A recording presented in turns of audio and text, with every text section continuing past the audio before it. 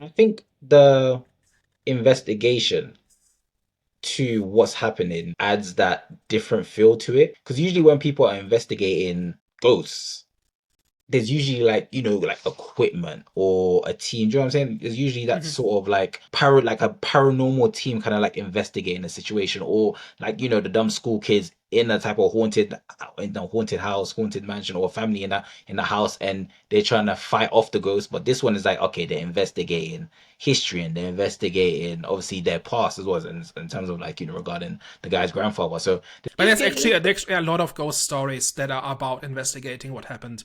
So one thing that's happened like in the last, I want to say 20 years, Hmm. is that ghosts are no longer monsters. Right? Like if you go back to older ghost stories, like the ghosts are evil and you have to defeat them and they're evil and they're coming after you and stuff like that. And over time they have become victims. Right? Where some injustice happened in the past and you have to help them move on.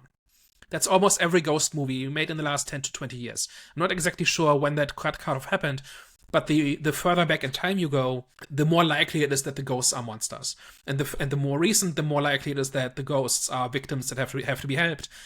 And this did this in 1980. Right? They're not exactly victims, and we're not really helping them move on, but they have an understandable grievance, and the priest does not fight them, that he tries to apologize. He tries to atone for the injustice that made them come back.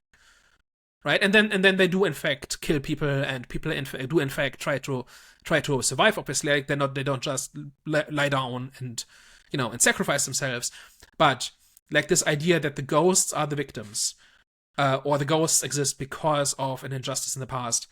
I mean, this movie didn't invent this, but I think it's ahead of the curve, right? Because I think the further back in time you go, the less likely this was.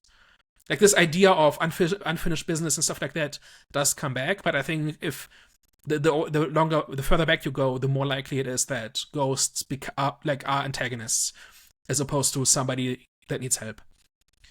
And I think that's kind of interesting that this movie is kind of ahead of the curve in that way.